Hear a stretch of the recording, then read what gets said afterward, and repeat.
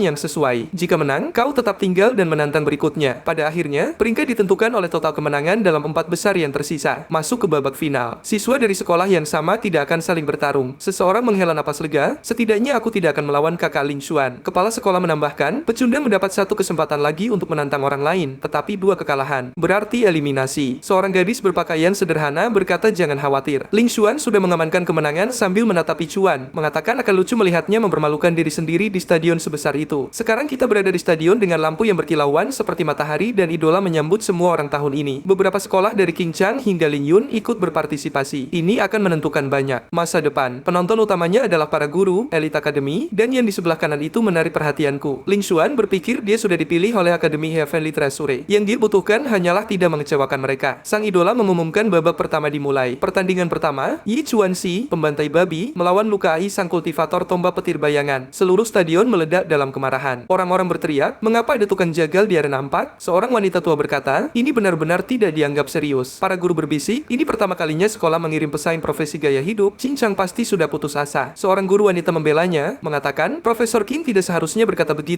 Dia baru-baru ini merekrut orang yang sangat berbakat dari Qing Chang. Qing tertawa, mengatakan sekolah adalah campuran antara ikan dan naga. Dibandingkan dengan yang KAI yang sebenarnya di mana semua orang adalah elit, direktur berkeringat dingin, berdoa agar Yi Chuan tidak mempermalukan mereka di arena. Lu KAI berterima kasih kepada Yi Chuan. Terima kasih, kawan. Aku tidak menyangka akan mendapat kemenangan gratis. Aku akan mentraktirmu barbecue setelah ini. Yi Chuan tersenyum dan berkata, terima kasih. Kau sepertinya orang yang baik. Haki mengangkat lengannya tanda pertandingan pertama dimulai. Direktur sekolah Shashuin mengejek Qing Cheng, bertanya apakah mereka kehabisan orang sampai mengirim tukang jagal. Dia menambahkan bahwa dia merasakan sesuatu yang berbeda dari auranya. Chong Wei tua tertawa, ya, auranya berbeda. Semua orang memiliki profesi tempur, sementara dia punya profesi gaya hidup. Kepala sekolah berkeringat, memohon agar Yi Chuan tidak mengecewakannya. Lu Kai memamerkan serangan tombak petirnya, memukau penonton, menyombongkan diri bahwa dia telah mencapai peringkat magang 8, dan pertarungan itu akan mudah, jadi dia akan menghibur penonton sedikit. Yuan mengangguk dan berkata, wow, keahlian tombakmu sangat keren. Dan Haki meletakkan tangan di bahu pemuda itu, menyuruhnya berhenti pamer dan segera memulai pertarungan. Pemuda itu menenangkan diri, meminta maaf kepada Yuan, dan berkata, ini akan berakhir cepat. Dia menusuk dengan keras, hampir mengenai wajah Yi Chuan. Tapi Yi Chuan menghindar dengan mudah. Sejujurnya, kau tadi mencoba membunuhnya, jadi kau pantas mendapatkan apa yang terjadi selanjutnya. Satu pukulan telak rahang. Boom, separuh rahangnya hancur, gigi beterbangan, tubuh terhempas ke tanah. Selesai, Haki mengumumkan, Yi Chuan menang. Dan penonton langsung mematung, benar-benar bingung. Kepala sekolah berseru, bagaimana menurutmu? Hah, ini adalah tukang jagal babiku, tapi dia level dewa. Dia pasti tidak akan menjadi kuat di masa depan. Yangka bagaimana terdengar seperti pujian sekaligus hinaan di saat yang sama. Tapi saat ini dia bisa menghancurkan orang biasa. Aku juga sudah mulai membenci orang ini. Yang lain berkeringat, ya, dia benar-benar tidak normal. Profesor Chim tampak terpana. Tunggu, dia seorang tukang jagal. Sayang sekali jika dia tidak punya profesi tempur. Dia akan menjadi level atas. Dia memutar ulang pertarungan di kepalanya. Gerakannya halus seperti air. Tombak itu terlihat lambat, dan pukulan itu bahkan tidak menggunakan 10% kekuatan, meski tanpa profesi tempur. Bocah ini berbahaya. Profesor wanita itu ingat Ling Xuan mengeluh tentang seseorang bernama Yi Chuan yang mengganggunya. Jadi ini orangnya. Dia mendemus dan berkata, sepanjang sejarah, banyak yang mencoba melawan takdir dengan profesi gaya hidup dan semuanya gagal. Dia hanyalah orang bodoh yang mengira dirinya penting. Profesor Chin tidak perlu khawatir tentangnya. Selamat, kau baru saja kehilangan seluruh pesonamu. Sekarang aku ingin Yi Chuan mempermalukan seluruh sekolah itu. Pertandingan berikutnya, Xia penyihir awan api melawan bocah kita. Pemuda itu berjalan dengan api menari di tangannya, bertanya apa yang akan dilakukan Yi Chuan. Yi Chuan hanya menatap terpesona, bertanya bagaimana tangannya tidak terbakar. Itu luar biasa. Pemuda itu membentak, menyuruhnya berhenti bersikap bodoh. Dia tidak tahu betapa berbayanya api ini. Di atas tribun, Chong Wei tertawa, Jiao tua, sepertinya sandiwaranya berakhir di sini. Muridku peringkat magang 9. Dengan kelas sihir yang luar biasa. Direktur Jiao menjawab dengan tenang, Yi Chuan sudah di atas itu. Dia bahkan tidak berada di peringkat magang lagi. Chong Wei menyebutnya mustahil sampai dia melihat kembali ke arena dan menyadari muridnya sendiri sudah tidak sadarkan diri dan dia bahkan tidak melihat apa yang terjadi. Sesuatu yang sangat salah. Bagaimana dia bisa bangkit tahun ini? Sementara itu, Ling Xuan dengan santai menghancurkan lawannya di arena lain. Xiao bergumam dengan kecepatan ini, Qing Chang akan mengamankan setidaknya 2 posisi di 3 besar tahun ini. Ling Xuan melirik, Yuan, kau benar-benar beruntung menghadapi orang-orang tidak berguna ini dan bahkan lebih beruntung lagi aku tidak diizinkan untuk menghabisimu. Ling Xuan menyela, memberitahu Xiao untuk tidak merayakan dulu. Lihat apa yang baru saja terjadi. Penyihirnya akan berhadapan dengan Ling Xuan. Seorang gadis mungil berjalan ke arena, meminta sang kakak untuk tidak terlalu keras padanya. Ling Xuan dengan dingin memberitahunya untuk tidak mengharapkan kebaikan hanya karena dia seorang anak kecil. Xiao bertanya apakah ini diperbolehkan. Dia tidak terlihat seperti berusia 18